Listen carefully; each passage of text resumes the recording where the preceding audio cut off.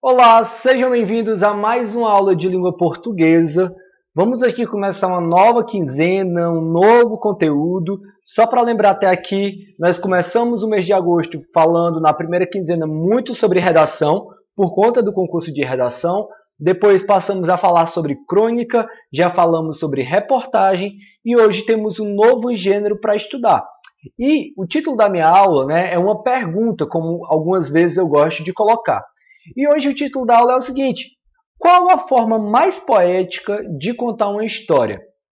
Para quem não lembra, não sabe, poesia tem a ver com usar as palavras de maneira bonita, tanto sonoramente quanto por meio dos significados que as palavras podem produzir ao se combinar entre si, ok? Então, qual seria a maneira mais bonita, ou seja, mais poética, usando as palavras, de contar uma história? Essa resposta aqui, para quem tem um pouco de conhecimento sobre o gênero que a gente vai tratar, ela é muito óbvia. A resposta aqui para vocês pode ser até bem rápida para alguns e bem óbvia. Mas a gente vai ter toda a aula e ao final da aula eu vou voltar para essa pergunta aqui. Vou tentar lembrar de voltar para essa pergunta aqui e fazê-la novamente a vocês para ver se todo mundo que está me assistindo vai saber responder ou não, tá? Lembrando também, antes de realmente começar a aula, que ao final da aula eu vou voltar a fazer aquele momento em que eu ajudo vocês a fazer um roteiro para o resumo, tá? Que vai ser, como sempre, a primeira questão. Mas antes de mais nada, eu preciso saber de vocês. E aí, vocês conseguem reconhecer uma história? Vocês conseguem olhar para um texto e saber se ele é uma história ou não é? Se é uma história que está sendo contada ou não ali?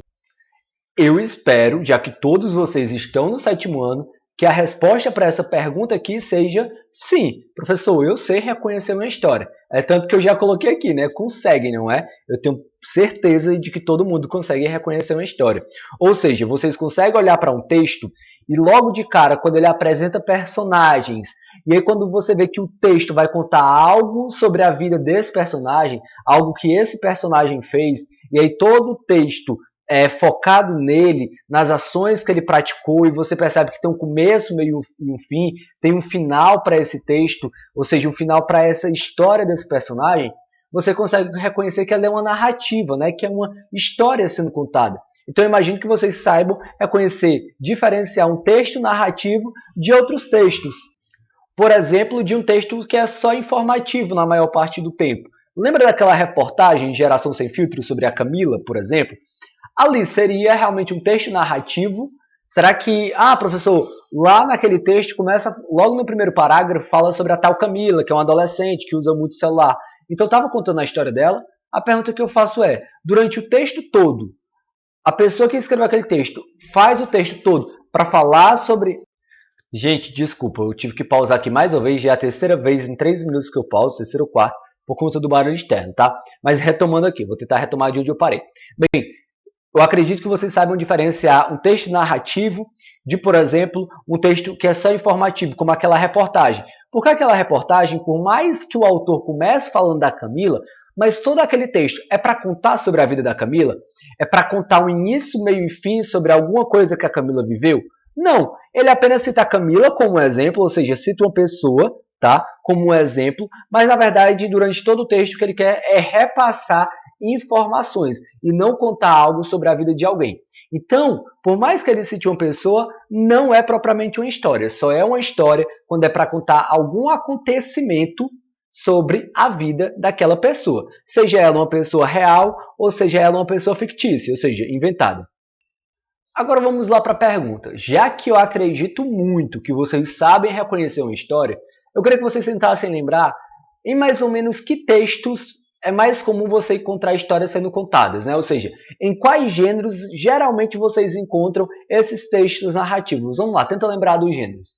Vamos por exemplo, aqui, ó, você vai me respondendo aí na sua casa, tá bom? Pode ir até anotando para colocar essas respostas no resumo. Pode até pausar agora para pegar um caderno e anotar as respostas que vocês vão me dar aí na casa de vocês agora. Vamos lá. Desculpa mais uma vez o barulho lá fora. Numa receita culinária, é um gênero, não é? Você encontra dentro de uma receita uma história sendo contada? Uma receita é para falar de algo que alguém viveu? Não, não é? Mas, por exemplo, numa crônica, como aquela que a gente leu, Homem no Mar, ali era uma história sendo contada Ou aquela crônica, ele era um homem muito bom, daquele cara bêbado, lembra dessa crônica? Nessas duas crônicas que eu acabei de citar, né? A do homem no mar e ele era um homem muito bom. Essas duas crônicas, trata-se, no caso delas, de um texto narrativo, eram histórias sendo contadas? Se você pensar um pouquinho com você, você já vai saber a resposta, né? Que sim, eram histórias sendo contadas, né? Inclusive, todas elas tinham toda a estrutura de uma história. A primeira Homem no Mar começava falando, era o narrador, era o próprio personagem, né? Era ele contando uma história de si mesmo, contando que chegou na varanda, viu um homem nadando, observou aquele homem por tanto tempo, fez várias reflexões, mas ali era uma história sendo contada, com início, meio e fim. E aí, que outros gêneros nos quais vocês encontram textos narrativos, encontram histórias dentro deles? Se você parar para pensar agora um pouquinho, você vai poder falar, por exemplo, do conto, né?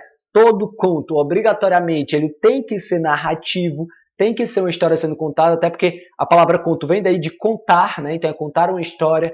Lendas também, fábulas, né? Que tanto vocês já leram no Fundamental 1 até o 5º ano. Então as fábulas, as lendas, os mitos, por exemplo, são todos eles narrativos, histórias sendo contadas, ou seja, é um texto para falar sobre o acontecimento ou sobre a vida toda de um personagem ou de vários personagens. Mas vocês já conseguiram perceber, por exemplo, que alguns outros textos, que apesar de não serem tão comuns tratarem disso, mas alguns outros textos, de vez em quando, também contam dentro deles uma história, outros gêneros? Por exemplo, as músicas, né? Já notaram, por exemplo, como algumas músicas são escritas no formato de uma história? Porque tem algumas músicas que, pelo menos a maioria delas, que são apenas versos ali, que fazem reflexões sobre alguma coisa da nossa vida, seja relacionada, né, a relacionamentos amorosos ou qualquer outra coisa, a amizades. Mas existem músicas mesmo que são contadas no formato de história do início ao fim, sabe? Que você olha para a música e ela realmente está contando como determinados personagens começaram a vida, como é que foi depois e como é que se encerrou aquela história, aquele acontecimento na vida deles.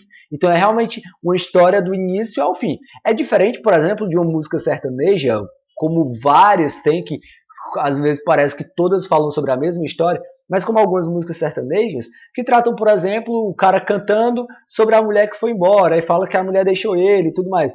Por mais que pareça uma história, mas ela só conta um pedacinho da história, só para falar que alguém foi embora e que ele está sofrendo por isso. Dizer isso, né, que a gente era um casal, ela foi embora e agora eu estou sofrendo, não propriamente se configura um texto narrativo, ok? Ele apenas está dando a informação. Uma história seria se ele contasse, por exemplo, como a conheceu, quem ela era, depois como é que foi a vida deles e depois como é que foi a separação, ou seja, início, meio e fim, ok? E agora eu queria mostrar para vocês, ó, uma canção que ela realmente tem toda uma estrutura de uma história, tá bom? Eu vou ler para vocês e depois vou colocar vocês para ouvir um pouco da música. Vamos lá então, tá bem aqui do meu lado. O nome dessa música é Eduardo e Mônica, talvez alguns de vocês a conheçam. E vamos começar pela primeira estrofe, lá em cima. Diz o seguinte: quem um dia irá dizer que existe razão nas coisas feitas pelo coração? E quem irá dizer que não existe razão? Ou seja, será que existe razão no que o coração faz? Ou será que não existe razão? Quem é que pode responder isso? Observe que eu pergunto para vocês, no primeiro parágrafo, a história já começa na primeira estrofe, essa primeira estrofe já é a história em si? Se você parar para pensar, não, é só uma reflexão que ele está fazendo. Quem é que vai poder falar isso ou quem é que vai poder falar aquilo? É só uma reflexão. Mas olhem bem aqui para o segundo parágrafo. Ó. Eduardo abriu os olhos, mas não quis se levantar. Ou seja, já começa apresentando um personagem, né? Ó, Eduardo. E já começa mostrando como é que a história começa. Que é ele abrindo os olhos, mas não querendo levantar. Tá acordando. Ok? E aí vem a pergunta, será que toda a música, então, é para falar do Eduardo? Vamos ver. Ficou deitado e viu que horas eram. Enquanto Mônica já apresenta um segundo personagem, que é a Mônica, ou seja, enquanto Eduardo está em casa, né, acordando, Mônica tomava um conhaque, uma bebida alcoólica, no outro canto da cidade. Como eles disseram. Quem foi que disse isso? Os dois, né? Os dois contaram essa história no futuro, dizendo que foi assim naquele dia. Ele acordou em casa, ela estava do outro lado da cidade. Continuou. Eduardo e Mônica voltam a falar dos dois personagens. Então já dá a entender que toda a música é para falar deles dois, né? Do que é que eles estão fazendo da vida deles. Ou seja, já dá para entender que é uma história? Já dá para perceber que se trata de um texto narrativo? Sim.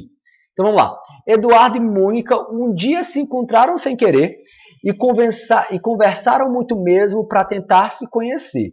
Um carinha do cursinho do Eduardo que disse: tem uma festa legal e a gente quer se divertir. Então um dia eles se encontraram sem querer, gostaram logo de cara um do outro e começaram a querer se conhecer e depois foram para uma festa.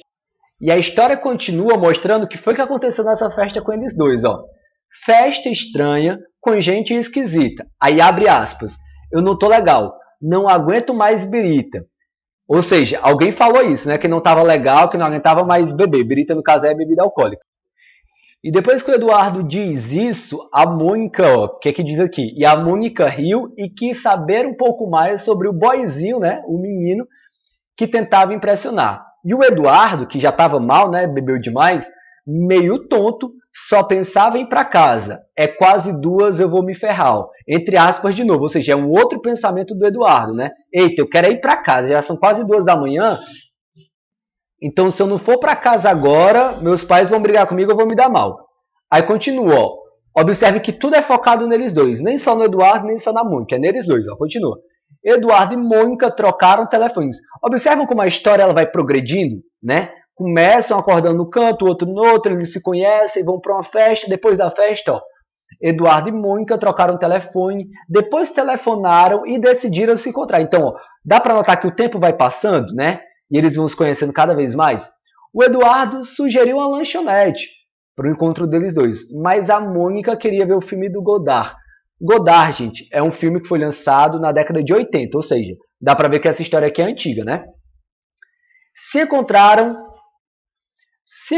então no parque da cidade, a Mônica de moto e o Eduardo de Camilo. Camilo era uma marca de bicicleta. Então, um foi de moto, o outro de bicicleta, ok? O Eduardo achou estranho e melhor não comentar, mas a menina tinha tinta no cabelo. Então você observa que é uma história que vai progredindo. Ó. Eu tenho tanto a ideia de personagens, o Eduardo e a Mônica, apareceu também como personagem já o amigo do Eduardo, né, do cursinho do Eduardo. Aqui, nesse texto, eu observo a ideia que esses personagens estão situados em lugares. Então, o Eduardo começa acordando na casa dele, um lugar, a Mônica num bar do outro lado da cidade, depois os dois vão para uma festa, um outro lugar, depois os dois se encontram para ir assistir um filme, um outro lugar. Dá para notar nesse texto que o tempo vai progredindo, né? Começa eles se conhecendo, eles na festa, depois eles se encontrando agora.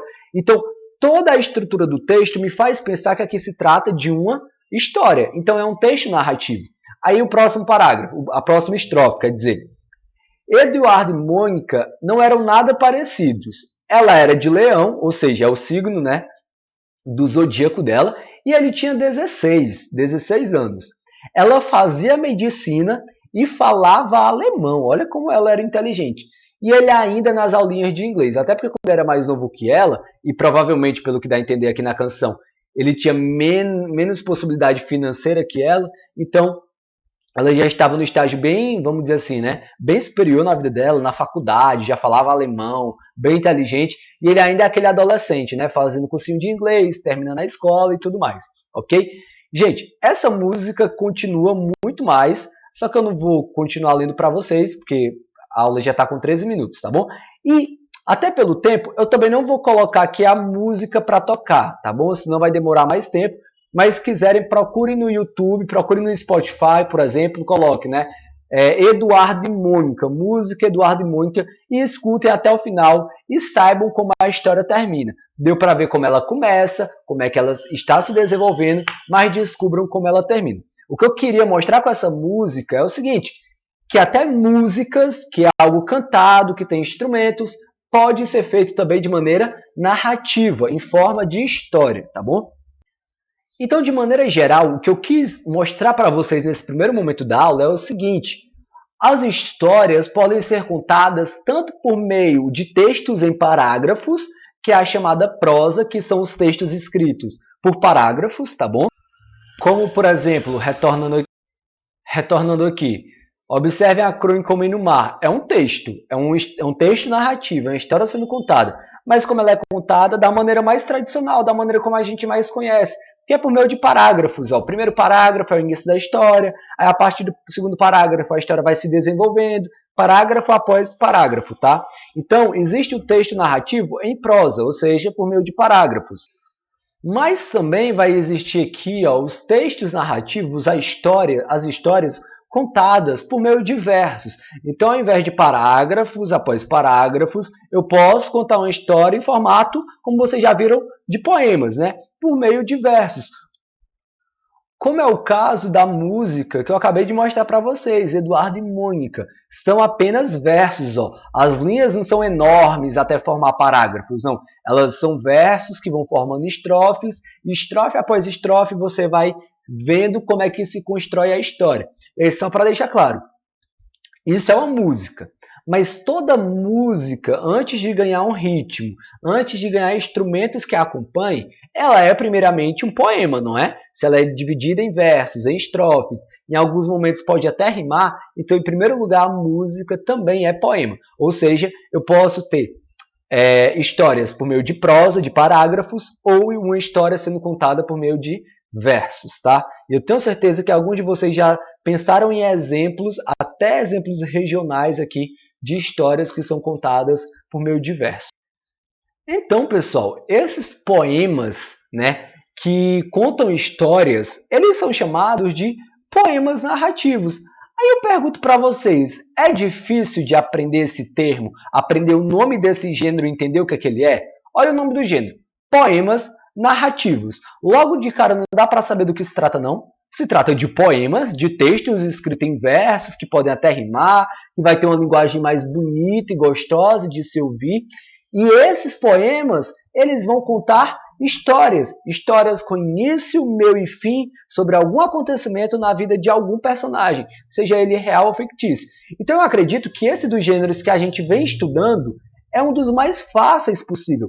Por quê? Porque o próprio nome já deixa bem claro o que é que ele representa. Representa poemas que contam histórias. Isso é o poema narrativo.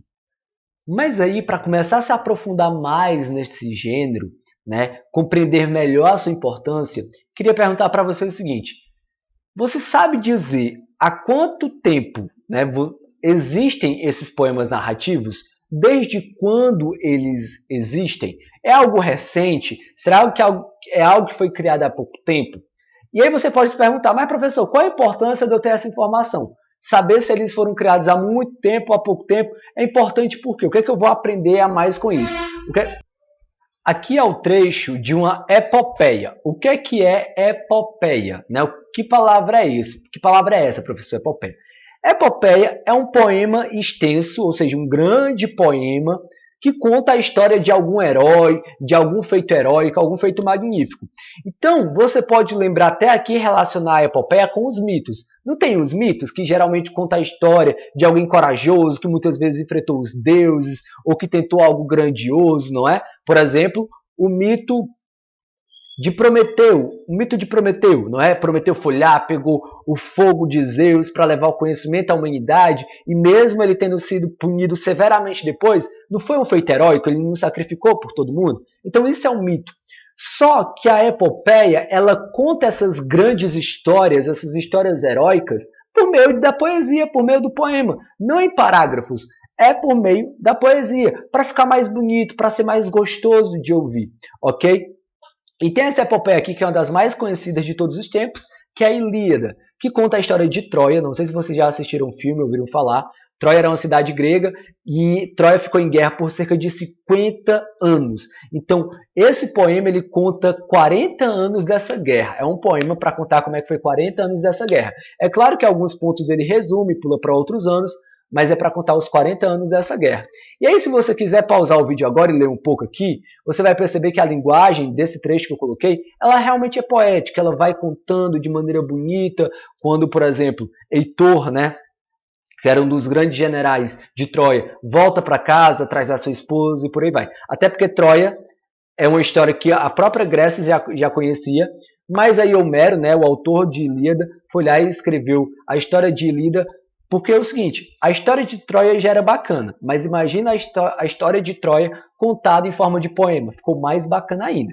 E aí, só para você se interessar pela história e até pela epopeia Ilíada, saiba que Troia, toda uma guerra em Troia começou por causa de uma história de amor, como geralmente é, né? As grandes histórias são assim. Mas agora vamos para um exemplo mais recente, tá bom? Vocês já ouviram falar no mito de Eros e Pisquê, sabe? A Pisquê, que era uma mulher muito linda, segundo o mito, né? Lembra que mito envolve Deus, né? Então já fica claro que tem Deus aqui no meio. Então Pisquê era uma mulher muito linda, era um ser humano, né? Era realmente um ser humano, não era uma deusa, mas ela era a mais linda de todas as mulheres. E aí Afrodite, que era uma deusa, ficou com inveja da beleza dela e pediu que o seu filho Eros, que é o chamado Cupido, né? O deus do amor, fosse até ela e fizesse ela se apaixonar por uma pessoa horrível, tanto em beleza, como horrível como pessoa, para que ela sofresse muito. A inveja de Afrodite pela beleza de Pisquê quis isso.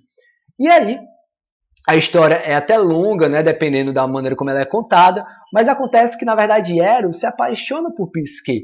E eles vivem um grande conflito, né? Ela também se apaixona por ele. Ele faz ela se apaixonar por ele. Mas, por exemplo, ele não se mostra para ela, ele só aparece à noite quando está tudo escuro, porque ele não quer que ela descubra que ele é um deus, que ele é um ser divino e tudo mais. Eles enfrentam depois Afrodite. Enfim, acontece uma série de coisas, mas é toda essa batalha, né, entre os seres que se amam e de alguma maneira se completam, porque olha que interessante, né, essa ideia sempre de que os opostos podem se atrair, o homem, a mulher, né, Eros homem, Psique mulher, Eros o ser divino, Psique um ser mortal, ok? Psique, que inclusive o termo psicologia vem daí, né, que Psique tem a ver com a alma, né, então Psique, que era Bela e Eros, que era o amor em pessoa. Então esses conflitos entre eles é que faz a história ser grandiosa e muito bonita. Então eu queria perguntar, né? Já ouviram falar desse mito? Talvez sim, talvez estão ouvindo pela primeira vez agora por mim. Eu resumi muito rápido, tá? Porque se eu fosse contar toda a história demoraria muito mais. Mas agora eu queria saber o seguinte. Pronto, não sei se vocês... A pergunta é a seguinte, né? Não sei se vocês já tinham ouvido falar sobre o mito de Eros e Pisquê, mas aí, e sobre o poema chamado Eros e Pisquê? O título do poema é esse, Eros e Pisquê, de Fernando Pessoa. Já ouviram falar? É muito provável que não tenham ouvido falar, até porque vocês talvez nunca estudaram sobre Fernando Pessoa. Então, primeiro deixa eu falar só um bocadinho de quem foi Fernando Pessoa. Gente, Fernando Pessoa é um escritor português, ou seja, nascido em Portugal, mas os seus textos ficaram conhecidos mundialmente e principalmente também no Brasil. Ele influenciou os maiores escritores brasileiros, como Machado de Assis, por exemplo. Enfim, inúmeros brasileiros foram inspirados por ele, até porque como ele morava em Portugal, ele escrevia em português. Então era muito fácil para esses livros chegarem aqui e ele ser conhecido aqui, tá bom? Inclusive ele também amava muito o Brasil. E ele foi simplesmente um escritor genial, porque ele falava de coisas sobre a vida humana, sobre a alma humana, sabe? Ele falava sobre aspectos existenciais da nossa vida, sobre as nossas angústias existenciais, por exemplo. Não sei se vocês já passaram por isso e pode ser que um dia passem, porque é comum na vida humana. Vocês se perguntarem do por que eu estou no mundo? Qual é o meu propósito no mundo? Ou será que a gente só nasce por nascer, por uma eventualidade, por um acaso? Mas e se na verdade a gente tiver um propósito? Qual é ele? O que eu estou fazendo com esse propósito? Então ele escrevia de maneira muito bela, muito bonita, sobre esses assuntos que são interessantes de se pensar. Não são coisas supérfluas. São coisas que podem mover a nossa vida e mudar o nosso mundo. Tá bom? E Fernando Pessoa, ele era tão... Eu poderia falar inúmeras coisas aqui dele, mas eu tenho que resumir. Ele era tão incrível e tão inteligente que ele criou heteronônimos. O que é heteronônimos? Heteronônimos é quando alguém cria várias personalidades. Não que ele era doido não, tá? Calma. Ele conseguia escrever tão bem que ele criou outros escritores na cabeça dele. Então, por exemplo, ele criou o escritor Ricardo Reis, que era um tipo de escritor que ele tinha a própria história, a própria biografia, e ele escrevia de um jeito. Ele criou, por exemplo, o Álvaro de Campos, que era um outro escritor que também escrevia de uma maneira muito diferente do Ricardo Reis, e ele teve pelo menos 3 heteronônimos muito famosos. Ou seja, dentro da cabeça dele existia 3 pessoas diferentes escrevendo cada uma à sua maneira sobre assuntos diferentes. Então, por exemplo, quem lesse Ricardo Reis não comparava Ricardo Reis a Álvaro de Campos, Mesmo que a gente soubesse que quem fazia os três era o Fernando Pessoa. Mas a gente não comparava porque cada um tinha o seu próprio estilo de escrita. E todos eles eram muito geniais. Então, olha que genial é uma pessoa que cria dentro da sua cabeça três escritores geniais. Ou seja, não bastava só ele ser genial, né? Ele dividia a sua genialidade em outras pessoas, pelo menos psicologicamente falando. E aí, tem o poema do Fernando Pessoa chamado Eros e Psique. E aí você deve imaginar, professor, então é um poema que vai contar a história de Eros e Psique, a história que você acabou de contar. Nesse poema ele conta essa história, só que de outra maneira, só que por meio de poemas? Não exatamente. Ele pega a referência de Eros e Psique, a ideia de Eros e Psique, que são duas coisas opostas, mas que foram feitas uma para a outra, para falar um pouco sobre a questão da espiritualidade, sobre a nossa vida, sobre os nossos propósitos, sobre amores. Então, eu quero que você acompanhe agora comigo esse poema, tá bom? Então, abram na página, para quem tem um livro, né, abra na página 194 para ficar mais fácil de você acompanhar. Se você não tem um livro, você acompanha comigo aqui mesmo pela telinha, tá bom? Vou começar a leitura agora, mas se você ainda for buscar o livro, dá uma pausa, porque eu garanto que eu vou continuar aqui quando você der o play novamente. Então vamos lá. Aqui do meu lado está o poema e observe já o início dele, né? Conta a lenda, quando o texto começa assim, conta a lenda, conta a história, eu já sei que vai ser uma história aqui sendo contada, né? Então vamos lá.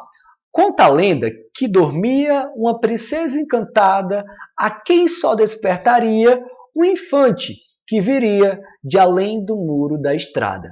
Já deu para perceber claramente que se trata de um poema, não é?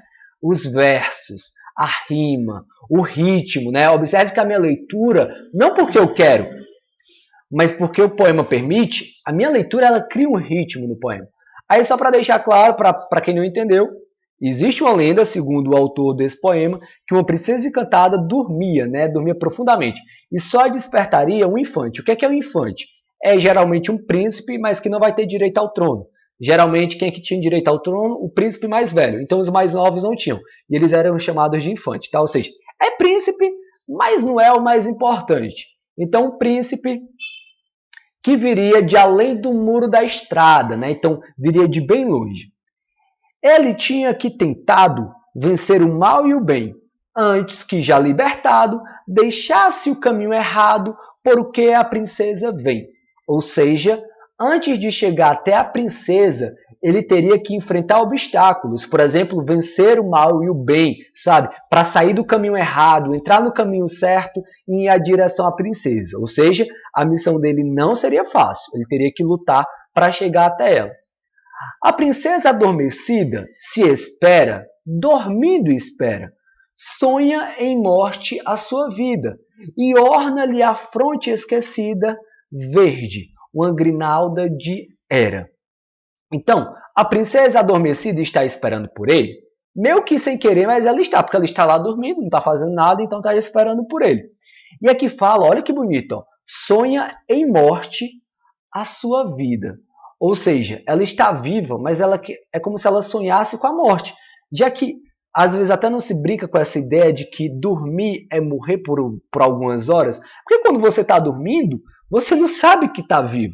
Então, o fato dela estar dormindo profundamente é como óbvio. Ela está dormindo profundamente, significa que ela está viva, porque ela está dormindo. Mas é como se ela estivesse sonhando com a morte, já que ela nunca acordava. Ok? E aqui diz que em frente a ela, né, em frente não, em cima, na cabeça dela, tinha uma grinalda de era. Era é uma espécie de planta e geralmente essa espécie, essa planta que forma uma coroa, né, uma coroa de flores, uma coroa de plantas, é colocada nos mortos, né? Tanto que existe o termo coroa de flores, que é colocado nos caixões de quem morre. Ou seja, ela realmente vivia como se estivesse morta, já que ela vivia dormindo. E aqui diz, ó, longe o infante, ou seja, esse príncipe, né? Longe o infante esforçado, sem saber que intuito tem, rompe um cominho fadado. Ele dela ignorado, ela para ele é ninguém. Nessa estrofe a gente descobre uma coisa. Eles dois não se conhecem, né? Porque diz que ele dela é ignorado, ou seja, ela não sabe da existência dele, e ela para ele é ninguém. ele não considera ela ninguém porque ele também não a conhece. Mas observe que lá de longe ele vem, ó, esforçado, sem saber que intuito tem. Então ele está vivendo a vida dele, enfrentando os obstáculos, seguindo o caminho dele, sem saber que o caminho dele o levará até ela. E aqui surge a ideia de destino, né? Que é tão comum nos contos de fadas, no mito de Eros e Psique, que parece que o destino está aí para unir as pessoas. Enquanto uma fica esperando, a outra enfrenta obstáculos até chegar até ela. Mas cada um cumpre o destino. Viu aí a ideia do destino? Mas cada um cumpre o destino. Ela, dormindo encantada, ele buscando-a sentindo, ou seja, sem conhecimento, pelo processo divino que faz existir a estrada. Então, mais uma vez aqui é colocada a ideia do destino. Cada um tem o seu propósito. Ela ficar esperando por ele lutar para chegar até ela, mesmo sem saber do propósito dele, mas ele continua indo, porque é o destino que o guia e é essa estrada divina que foi colocada para eles. E, se bem que seja obscuro, tudo pela estrada fora, e falso, ele vem seguro, e vencendo estrada e muro, chega onde em sono ela mora.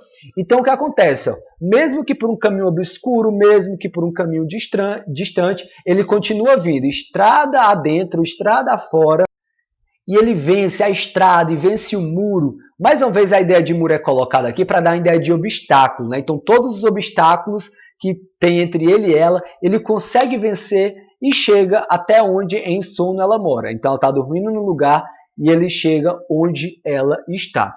E olha como termina o texto. E termina assim. E ainda tonto do que houver, ou seja, depois de ter enfrentado tudo isso, ele ainda chega tonto onde ela está, né? E ainda tonto do que aconteceu, a cabeça em maresia, ergue a mão e encontra a Hera, né, a planta, e vê que ele mesmo era a princesa que dormia. Vocês entenderam esse final?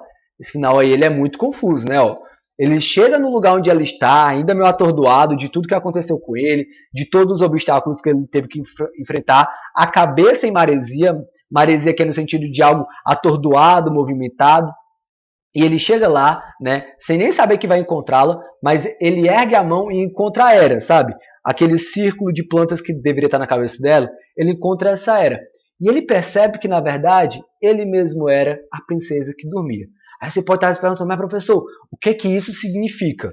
Significa que eles eram um só? E aí, gente, eu não pergunto. Não é essa a ideia que pregam sobre o amor? Que o amor é o encontro de duas almas que se completam? Isso, inclusive, não é algo para quem é cristão, seja católico, evangélico. Para quem é cristão, vocês nunca ouviram na igreja, não, o pastor falando, ou o padre falando, que quando duas pessoas se casam, eles viram uma só carne, ou seja, viram uma só pessoa. Então observa que o poema quer passar essa ideia, que são as almas que se cruzam pelo mundo, uma às vezes, né, como a princesa encantada, permanecendo onde está, mas a outra lutando, sem saber, eles se encontram e percebem que sempre foram uma coisa só, sabe? As duas metades da laranja que se encontram e percebem que um era parte do outro e os dois juntos, na verdade, formam só um. Não é essa a ideia do amor que vendem? Pois é. Esse daqui é pelo menos uma das interpretações que pode ser feita sobre esse poema, tá? Esse poema ele é muito rico. A gente poderia ficar falando aqui, ó, eu poderia ficar falando aqui dele por várias horas, por muito tempo, porque ele tem várias outras interpretações, há toda uma questão filosófica aqui colocada nesse poema, mas que hoje não é o dia para tratar sobre isso. Se você tem interesse em discutir sobre esse poema ou sobre outros poemas, a gente pode marcar um momento para isso, né? Se você tem algum amigo que queira também, a gente combina, marca outro momento, que eu adoro conversar sobre poesia. Mas como hoje não é o momento, vamos agora encerrar a nossa aula, tá? Então é o seguinte, o que eu queria que vocês percebessem sobre esse texto? Apesar de eu ter falado o tempo todo que ele se tratava de um poema, eu queria que vocês mesmos tivessem percebido o que faz dele um poema. Então a primeira coisa que eu quero que vocês observem sobre esse texto que a gente acabou de ler é que ele verdadeiramente ele é um poema. Por quê? Primeiro, ele é escrito em versos e organizado em parágrafos. Na verdade eu errei aqui, tá pessoal? Ele é organizado em estrofes. Então ele é escrito em versos e dividido em estrofes, tá? Não é em parágrafos, é em estrofes, desculpa pelo erro. Segunda coisa, ele possui rimas, tá? Então o tempo todo ele é rimado, mas Todo poema tem que ser rimado? Não, é por isso que eu coloquei aqui. Ele possui rimas. Isso já é um indicador de que ele é um poema. Mas mesmo que ele não possuísse rimas, ele ainda assim seria um poema porque ele está dividido em versos. Ele apresenta um padrão rítmico. O que isso quer dizer? É que ele tem um ritmo. Não deu para perceber que na minha leitura, cada verso que cortava dava um ritmo?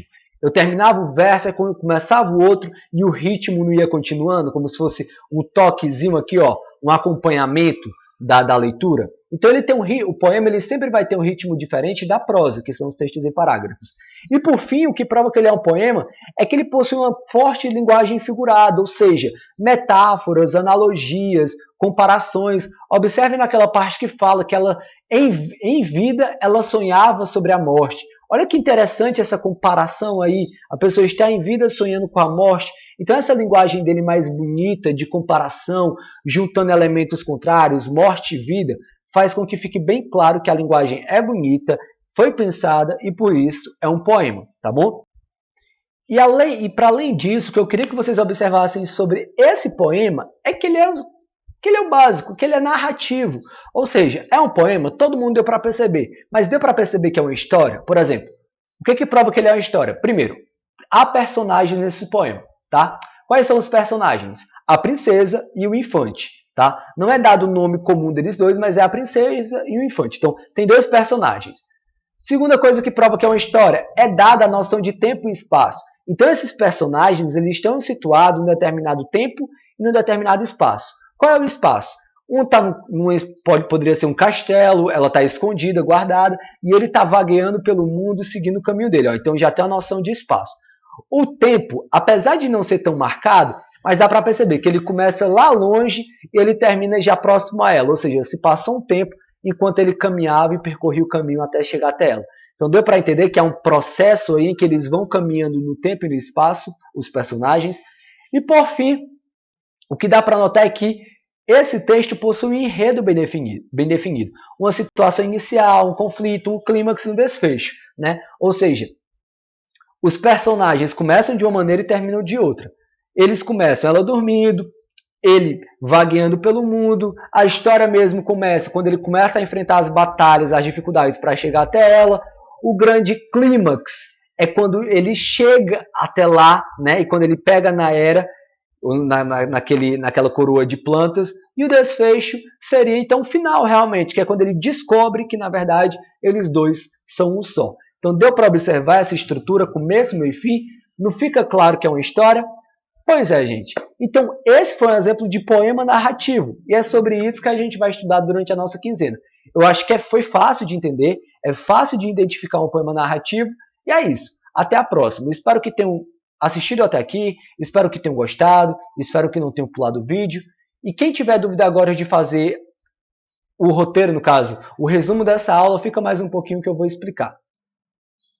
Então, pessoal, vamos lá. Pronto, acho que agora deu certo. Eu comecei a falar, mas estava sem o microfone, agora tá ok. Vamos lá para poder encerrar a aula, tá bom? Observem que o roteiro tem 10 pontos, ou seja, se já quiser comprovar aqui, só para deixar claro, na aula de hoje a única atividade é fazer o resumo, tá? Então, se você já quer fazer um bom resumo, divida ele em 10 parágrafos, porque são 10 pontos a ser abordados. Inclusive, vai valer, então, de 0 a 10, né? A nota da atividade de hoje. Então, no primeiro parágrafo do resumo de vocês, ó, cadê? Ah, sumiu aqui meu dedo. No primeiro parágrafo, vocês vão explicar como reconhecer uma história. Logo lá no início, eu pergunto para vocês sabem reconhecer uma história? E aí eu comento sobre isso. E aí você já fala o que eu disse logo no início da aula sobre como reconhecer uma história, tá? Esse é o primeiro parágrafo. No segundo parágrafo, você vai dar exemplo de quais os gêneros mais usados para contar histórias. Ainda no início da aula eu falo sobre isso. Nós comumente vemos histórias. É muito comum a gente encontrar textos por aí que contam histórias, mas em que texto geralmente nós encontramos? Aí eu dei exemplos de alguns gêneros, como por exemplo a crônica, só que eu falei vários outros. Então eu quero que você coloque esses gêneros que eu falei no segundo parágrafo, tá?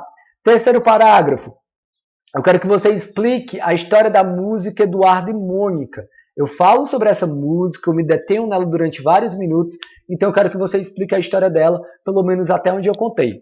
No quarto parágrafo, eu quero que vocês expliquem a diferença, né? O que é prosa e o que é poesia. Eu falo isso na minha aula, eu quero que vocês diferenciem o que é prosa e poesia no quarto parágrafo. E assim, eu quero que vocês também digam, né, expliquem o que é um poema narrativo, tá? É bem fácil de explicar. Então, no quarto parágrafo é isso. Falar o que é prosa, o que é poesia e o que é um poema narrativo. No quinto parágrafo, eu quero que vocês expliquem há quanto tempo existem esses poemas narrativos e eu quero que vocês deem exemplos. Eu comento sobre isso na aula, há quanto tempo isso existe, quem foi que criou esses poemas narrativos e por que eles são tão importantes. E aí eu dou exemplo de um desses poemas que são narrativos e é bem antigo, tá? Então façam isso no quinto parágrafo. Sexto parágrafo, eu quero que explique a história do mito de Eros e Psique. Eu também explico durante a minha aula sobre esse mito de Eros e Psique, criado há muito tempo, sobre o que é que fala, e eu quero que vocês expliquem a história desse mito, tá? Sétimo parágrafo, eu quero que comentem o que você entendeu sobre o que foi Fernando Pessoa, porque a partir daí eu apresento o escritor Fernando Pessoa, quero que vocês escrevam o que vocês entenderam sobre a história dele. No oitavo parágrafo, eu quero que vocês expliquem o que é que conta o poema dele, né, Eros e Psique. Fernando Pessoa escreveu um poema chamado Eros e Psique, eu fiquei muito tempo durante a aula falando sobre isso, então eu quero que vocês expliquem sobre o que fala esse poema. A cada estrofe do poema eu dei uma explicação, então eu tenho certeza que todo mundo conseguiu entender. Nono parágrafo, eu quero que vocês expliquem como identificar um poema. Nos últimos 2 slides da minha aula de hoje eu falo muito sobre isso. Um é como saber que é um poema, tem 4 características que podem definir o que é um poema. E no 10º parágrafo eu quero que expliquem como identificar a narrativa. No último slide da aula de hoje eu coloco lá 4 características de um texto, 3 características de um texto narrativo, tá? Então tudo que está aqui está nos slides que eu coloquei, está nas explicações que eu dei durante a aula. Se você prestar atenção vai ficar fácil. E é isso, pessoal. Essa foi a minha aula, espero que vocês tirem uma boa nota e até a próxima.